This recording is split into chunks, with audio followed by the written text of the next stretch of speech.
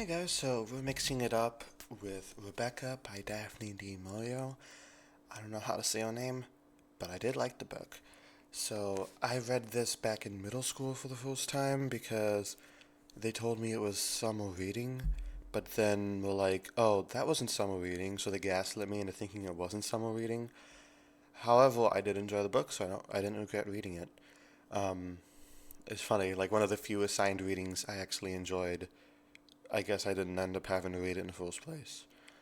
So I've had this Mandela effect ever since middle school that this book was like written and took place in the 1800s. I just assumed it was a Victorian novel. So when I was reading it, and they were talking about driving cars and talking on the telephone and listening to the vinyls, I was like, hold on a minute. That stuff didn't exist in the 1800s. So then I looked it up, and this book came out in 1938. That was a shocker to me. I don't, I don't know. I guess that was a false memory or a Mandela effect or something.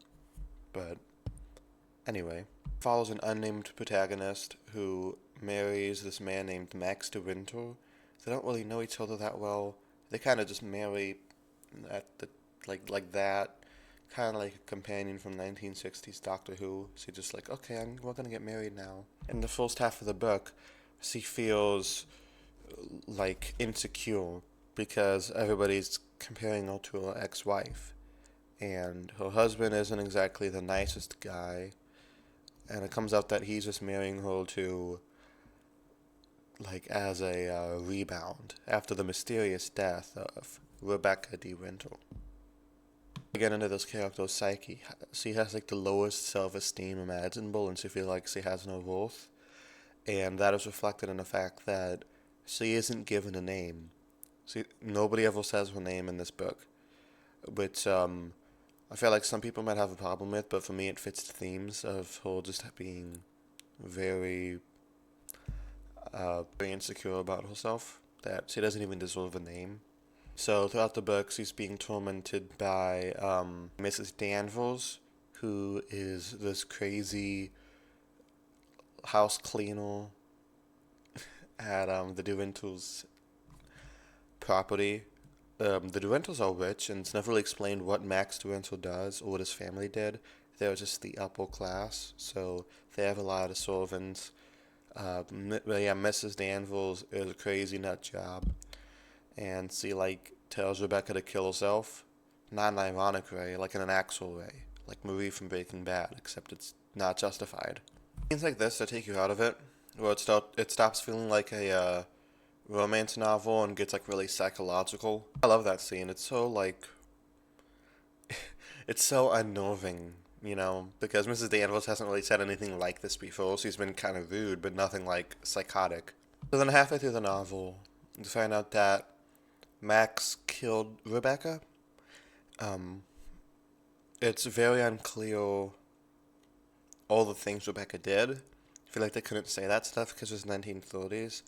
But the idea of it that was like she's gonna get pregnant by another man, and then like pretend like that's Max's son, and that kid would inherit his wealth, something like that.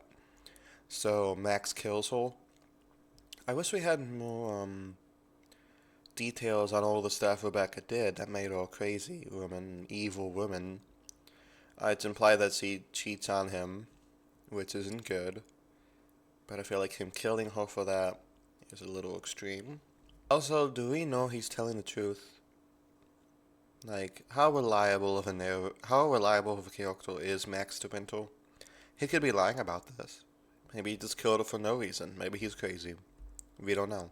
So we also find out that she's been having sex with her cousin, which is kind of gross. Gonna be honest, that's kind of gross. I don't know. It's just kind of gross. He's like, I know Max killed her, and I want all the money and stuff like this. Um, so he's not exactly reliable because he's kind of a goofball. He's trying to blackmail Max into giving him money or also come forward. And the book ends with Mrs. Danvers going crazy and burning the house down. And that's pretty much it. So, what a crazy ending. I feel like it could have run on a little bit longer though to see like how they react to the house burning down. Just kind of ends on a cliffhanger for a book that never came out. But all in all, I did really like the book. You could definitely see how it like has the style of a Hitchcock movie, which makes it the perfect movie to adapt. I have not seen the Hitchcock adaptation, though I heard it's really good. I love Alfred Hitchcock's movies. I'm surprised I haven't seen this one yet, but I heard it's a pretty good movie. And Laurence Olivier is a good actor, so I might check it out sometime. Let me know down in the comments what you guys think of Rebecca, and do you think that Max Torrento was telling the truth, or do you think that he was lying? I guess we'll never know. It's left pretty ambiguous. Cheers.